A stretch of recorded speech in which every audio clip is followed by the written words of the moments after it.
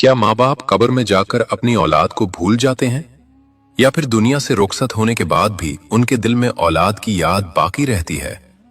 क्या कब्र की तन्हाई में माँ बाप अपनी औलाद की आवाज, उनकी दुआएं और उनके आंसू महसूस करते हैं? और अगर ऐसा है तो क्या हम जिंदा लोग अपने माँ बाप के लिए क्या कुछ कर सकते हैं? इस्लामी तालीमात हमें यह हकीकत समझाती हैं कि मौत दुनियावी रिश्तों को जुदा तो कर देती है, मगर मोहब्बत को खत्म नहीं कर सकती। माँ बाप का दिल अपनी औलाद की मोहब्बत से कभी खाली नहीं होता, न दुनिया की जिंदगी में और न ही कब्र की खामोश तन्हाई में। फर्क सिर्फ इतना होता है कि वहां जबान खामोश हो जाती है, मगर एहसास जिंदा रहता है। नबी करीम सल्लल्लाहु अलैहि वसल्लम की हदीस मुबारका हमें बताती है कि जब इंसान इस दुनिया से रुखसत हो जाता है तो उसके आमाल का सिलसिला रुक जाता है, मगर 3 चीजें ऐसी हैं जो कब्र में भी उसके लिए रोशनी बनकर पहुंचती हैं: सदका जारिया, नफा देने वाला इल्म और नेक औलाद की दुआ।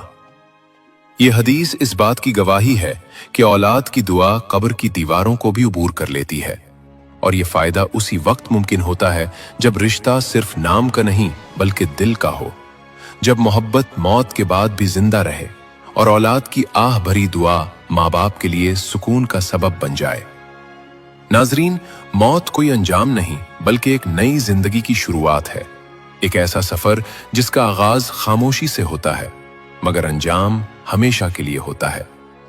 ये दुनिया महज एक इम्तिहान गाह है जहां इंसान को चंद सांसें, कुछ रिश्ते और थोड़ी सी मोहलत दी जाती है, और मौत उस इम्तिहान का दरवाजा है जिसके पार असल नतीजा हमारा इंतजार कर रहा होता है।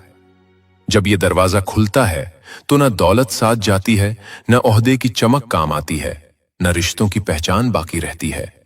वहां सिर्फ आमाल बोलते हैं, वो आमाल जो हमने तन्हाई में किए, वो नेकियां जो दिखावे से पाक थीं, और वो गुनाह जो हमने ये समझकर किए कि कोई देख नहीं रहा। कब्र एक ऐसी जगह है जहां सच और झूठ हमेशा के लिए जुदा हो जाते हैं, जहां गुरूर मिट्टी में मिलकर अपनी हकीकत खो देता है और इंसान पहली बार खुद को पहचानता है कि वो असल में क्या था। न वो जो वो दुनिया को दिखाता रहा, बल्कि वो जो वो अल्लाह के सामने था। नाजरीन, क्या आपने कभी तन्हाई के किसी लम्हे में अपने दिल से ये सवाल पूछा है कि क्या माँ बाप कब्र की खामोश गोद में जाकर अपनी औलाद को भूल जाते हैं? क्या वो माँ जिसने 9 महीने अपनी सांसों के साथ औलाद को जिया, जिसने अपनी नींदें कुर्बान की, अपनी खुशियों को औलाद के कदमों में रख दिया, क्या वो माँ मौत के बाद भी अपनी औलाद को याद करती है? और क्या वो बाप जिसने धूप की तपिश